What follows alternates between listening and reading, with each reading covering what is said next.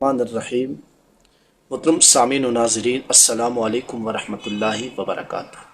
امید کرتا ہوں کہ تمام احباب خیر و عافیت کے ساتھ ہوں گے۔ اللہ تعالیٰ آپ سب کو اپنے حفظ و امان میں رکھے۔ ایک سوال ہے کہ اگر کسی شخص کو نماز کی رکعات کی تعداد میں شک ہو جائے تو وہ کیا کرے؟ اس کے لیے سب سے پہلی بات یہ یاد رکھیں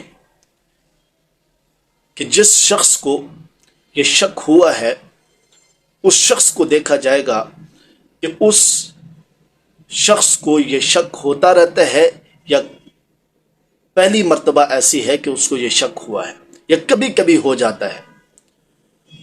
اگر اس کو یہ شک ہوتا رہتا ہے یعنی کہ اکثر اوقات ہوتا رہتا ہے تو اس کے لیے حکم الگ ہے، لیکن اگر یہ شک اس کو کبھی کبھی شاذر نادر کوئی ایسا بہت کم موقع ایسے ہوتے ہیں کہ اس کو نمازوں کی رکعات کی تعداد میں شک ہو تو اس کے لیے شریعت کا حکم یہ ہے کہ وہ اس نماز کو توڑ دے اور نئے سرے سے وہی نماز دوبارہ ادا کرے۔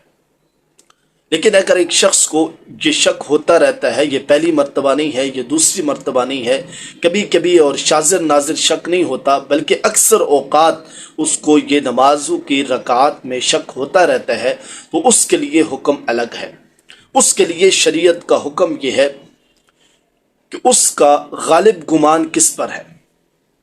مثال کے طور پر اگر 3 اور 4 یعنی کہ 3 ہوئی ہیں یا 4 ہوئی ہیں، اس میں اگر شک ہو تو پھر غالب گمان کا اعتبار ہوگا کہ اس کو اس کا غالب گمان یقین کس پر ہے، 3 پر ہے یا 4 پر ہے۔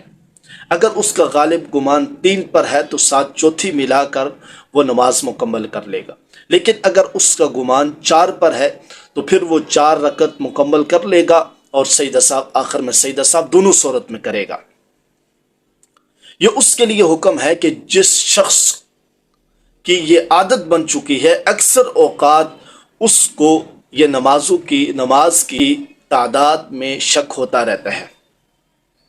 ابھی تیسرا شخص وہ ہے کہ اس شخص کو نماز کی رکعات کی تعداد میں شک ہوا ہے لیکن اس کا کوئی غالب گمان ہے ہی نہیں، وہ درمیان میں رکا ہوا ہے، اس کو درمیان میں شک اور شبہ ہے کہ یہ 3 ہوئی ہے یا 4 ہوئی ہے، تو اس کے لیے ایک الگ حکم ہے۔ اس کے لیے شریعت کی طرف سے یہ حکم ہے کہ وہ بنا علی الاقل کرے، یعنی کہ اگر 3 اور 4 میں شک ہوا ہے تو 3 تو یقینی ہے، تو 3 پر وہ بنا کرے، چوتھی 7 ملا کر نماز کو سجدہ صاحب کے ساتھ مکمل کر دے۔ ایسے ہی 2 اور 3 میں اگر شک ہوا ہے تو 2 یقینی ہیں، 2 کے ساتھ تیسری اور چوتھی ملا کر نماز کو مکمل کر دے، اور یعنی کہ یہ بنا علی الاقل یعنی کہ کم پر بنا کر کے، کم کا اعتبار کر کے اپنی نماز مکمل کرے۔ یہ کچھ شریعت کی طرف سے احکام تھے اس شخص کے لیے کہ جو نماز کی رکعات کی تعداد میں شک میں پڑ جاتا ہے۔ امید ہے کہ آپ کو یہ ویڈیو پسند بھی آئی ہوگی اور آپ کو مسئلہ بھی سمجھ آیا ہوگا۔ اللہ تعالیٰ سے دعا ہے کہ ہمیں شریعت کے تمام مسائل کو سمجھنے کی اور سمجھ کر عمل کرنے کی توفیق عطا فرمائے۔ جزاک اللہ خیرا۔